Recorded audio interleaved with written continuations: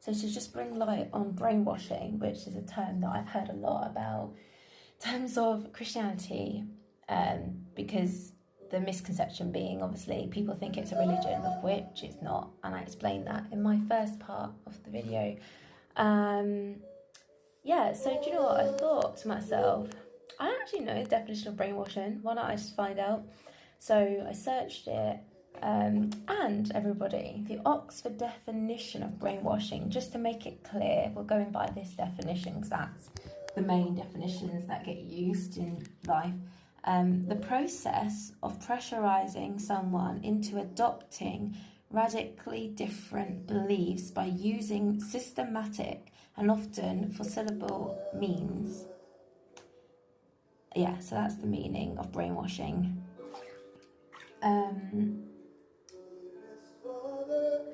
It's interesting though, because that's what happens when you have a misconception of Christianity. And unfortunately, I'm sorry actually if you have experienced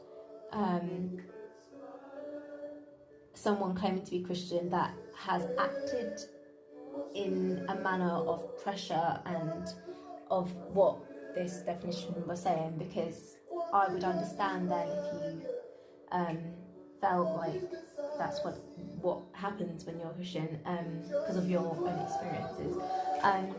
But for those that haven't and that just assume it is, just to put it out there, nowhere in the Bible does it talk about pressurizing someone to the same beliefs as you, because it's not our job to convert.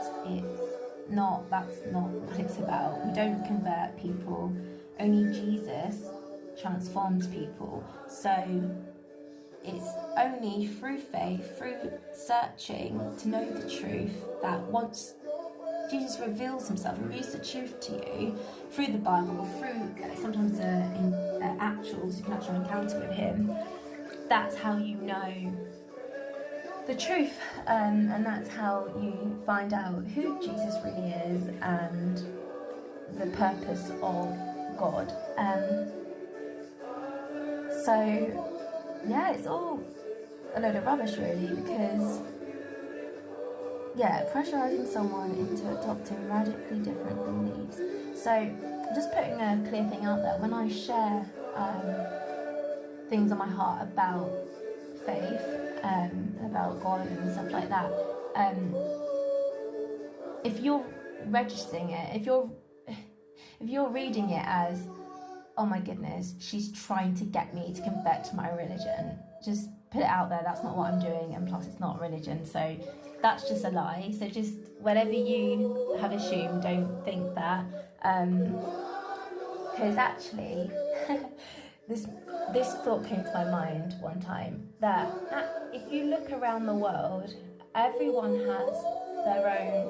believes in something. If you say you don't believe in anything, that's a lie, because everyone believes in something, the evidence is there. Whether you believe in I don't know, just in the morals of right and wrong, based off morals and the law, whether you believe one example is using government. So everyone believes like this person should be prime minister because of their values, and this person shouldn't because of blah blah blah, whatever. I'm not in politics, but you know what I mean. Each different branch of parliament has a different reason for why they believe what they believe, and we openly share all the time our views about Parliament and how we want this world to be a better place. And there's many beliefs that you might believe in, like being vegan because of the cruelty that happens to animals. There's so many different things that we are passionate about and we stand by in this world for particular reasons. And what I've found is it seems to be funny. It seems to be okay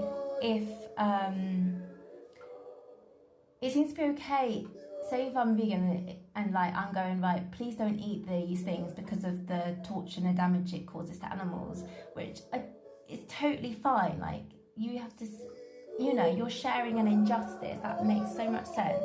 But that doesn't seem to be, like, people think, oh, that's quite normal to do that. No one has a problem with that. But I noticed as soon as you talk about faith, as soon as you talk about that, about God and Jesus, it's kind of almost offensive. And I always struggle to know why, because you could be saying something that is so normal, so loving. Like, at the end of the day, I'm not here to go, I've never said, look, you're a bad person, you do all these things, blah blah blah. No. That's not. If you listen carefully, a lot of the time I say, like, I make it very universal, and very much the stuff I preach to you guys is the stuff that I have to constantly learn myself, relearn myself, and remind myself. I'm not a hypocrite. Like, if I'm sharing what I'm sharing, it's because it's not because I've got it all together, it's because I need to learn in these things as well, as much as I want everyone else to experience them. But yeah, you just really got to be careful of the wording, because this is something that the enemy did. If you read the Bible, you'll see it. Back in the Garden of Adam and Eve, when Eve ate the fruit and it all went a bit downhill, she was deceived, and that deceiver was a snake, and that snake represented the enemy. And yeah, it was very clever, because the enemy took what God said and twisted it, basically. Because God said, you can eat any of these fruit, just don't eat the fruit from the tree of life of good and evil. Don't eat from that tree. That was all. Literally, they probably had so many other nice trees and fruit and stuff to eat from, but no. And the enemy's job was to be like, to challenge that, because he hated God. He had deceived God, and yeah. So he said, did God really say that you couldn't eat that? For surely you won't die, but you will be like God. Just paraphrasing here. And it's very interesting, because he didn't say, God did not say that. He questioned it. It was a slight thing of bringing doubt and confusion, and it's very subtle. And it made Eve go, hold on, wait, I can't remember, like, almost like, did he really say that? And that is the slight difference.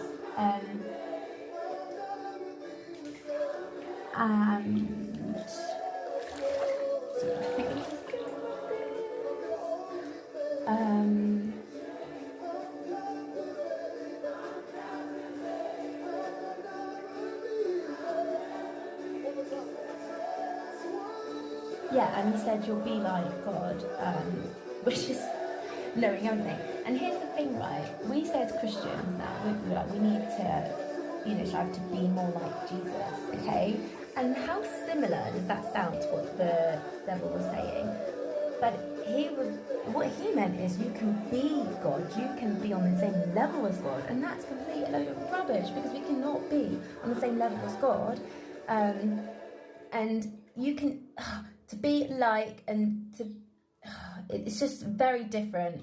Like, when we say that we want to be like Jesus, what we're saying is we want to follow in his ways. We want to show the fruits of the Spirit: love, joy, peace, patience, kindness, all the stuff that Jesus showed when he came down to earth and walked on this earth, the characteristics of God. We want to show love like Jesus did, basically. We want to go to the outcast. We want to, how a child looked up to their parents or their sibling. They start to copy what the parents and siblings say. They start to do the things that they do, the mannerisms. They start to kind of do the same physical actions, and it's the same thing as a child copying their parents. That's what we're called to do, because God is our Father, and Jesus is our family.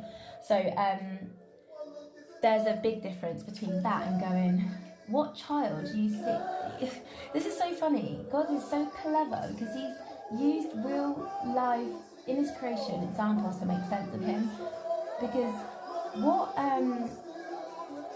child, if they do, is any point a child goes, oh, I want to break these rules. Like, you know, when you're younger and you get told off to do something, you know, the parent says no like 3 times and you still do it anyway. That child is trying to be like the parent. And what happens when the child tries to be like the parent is there's a consequence to that. And that's what, so the child's trying to be like the parent, but they can't be like the parent because they're not grown up yet, they're not developed yet. And it's not even that, they are the child of the parent. The roles remain. Like, your parent is your parent. They are not under you. They are not. We're all equal, but they're not. Their job is to look after you. In order to look after you, they have a different role to what you have. Okay, and that is so funny because that is the exact same for God. So when He said to Adam and Eve in the garden, "Oh, you don't eat that thing, what He's doing is He's being like a parent. He's saying you can have all this, and He's not saying, oh, you can only eat off one tree. He's being very generous. He's saying you can have all of this, just not that. And He said that for a reason. It wasn't just any tree. It was because He didn't want them to be like, it was a test to be like, it's almost like a parent putting a chocolate cake in front of their kid and saying, don't eat that yet, just don't do it. And that temptation was there. And He did it for a reason, not to harm them, but for their own benefit, because He knew the consequences. And look what happened. When they did, they no longer obeyed God, and the free will that we got given was abused. It was completely abused, and the destruction happened because, and I'm jumping from different things at the moment so I can remember, but what I was saying earlier about suffering and the things, sorry, I've gone from brainwashing to this, but yes, it relates to what I was saying in the last video about why has God allowed suffering, blah, blah, blah. Basically, God did not cause the suffering. When you get given free will, like I said, we live in a broken world, but how much of that brokenness is down to us, like our choices? And yes, it's natural disasters, but I'm sorry, as soon as you break, like I said, there's always a consequence to things that you break. And God doesn't cause these sufferings. He sometimes allows it because of all what happened back in the garden.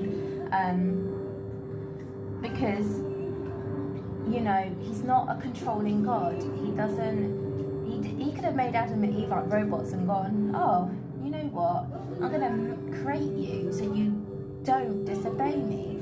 But that is control, and that relates actually to brainwashing. See where there's patterns, see where there's links. So, you know, that's why the Bible's so important. You can read the stuff you read about God, you see, right, okay, He could have easily physically stopped the sin from happening. He could have stopped the destruction that happened in the fallen world, but He wants us to be able to make our own choices and to learn from those choices. He gives advice, and that's the difference. He did not tie Adam and Eve to a blimmin' tree and say, look, you can't eat that tree, and to make sure you don't eat off it, I'm going to put these boundaries here, I'm going to tie you to a tree so you can't physically move. Okay, that would be the definition of what brainwashing is, okay? Because it is controlling, it's saying, I'm going to do this to make you believe what I believe is right. And He didn't do that. So let's just break off that lie that being Christian is being brainwashed, because, I mean, the fact that the Oxford Dictionary explains what brainwashing means, and then it doesn't even line up with the Bible. That doesn't even line up with what it means to be a Christian. So, great if that's what you think, but it's not the truth because that's what you think. An opinion is not the truth. There's only one truth, and you find that when you read the Bible. So, and as you can see, like, obviously we are, you know, someone's a Christian by their fruit. What we mean by that is showing the love, patience, peace, kindness, and all these things. There's all these things that actually, a lot of time you might think, oh, these Christian people, they're just joyful all the time. Why is that so weird? Or you might notice something different about them, like, oh my gosh, they're not following the crowd. Oh my goodness, they really are their own person, and they're really bold, and like they're like being all this. Yeah, there's a reason for that, because at the end of the day, we weren't created to follow the crowd and be like sheep in that way. We were called to be like sheep in terms of God is our shepherd and he looks after his sheep, and we're like his children. But we're not meant to follow the world. Yeah, so we start, because there's only one truth, we can't, and everyone in the world has a different opinion, and because of that opinion, that makes it very hard to find the truth through another person. I'm sorry, we're humans, we cannot be the full truth. Like, we don't know all the right answers, we don't know it all, we get things wrong all the time. So the stuff I'm saying is not based off an opinion, it's based off the truth from Jesus, the word of God. It's based off only one truth, and that might seem really crazy to you, to be like, oh, but I don't believe in the Bible, blah blah. Well, that's the thing, you may not, but where are you finding your truth? Is it in yourself? Well, that's just very unsustainable, isn't it? Because we're not perfect, and I'm pretty sure even if you're not Christian, you can agree we're not perfect. So where are you going to find that? Truth is pure, and truth is it's not from an imperfect thing. It's like people go to court, there's only one truth. They might have their own version of the story, but at the end of the day, it's either right or wrong, it's happened or it's not happened. And that's the same for God. You can't have, well, this person believes in this and this person believes in that. Let's collaborate all our opinions and create a truth together. And that truth is, let's just love each other no matter what. And it's like,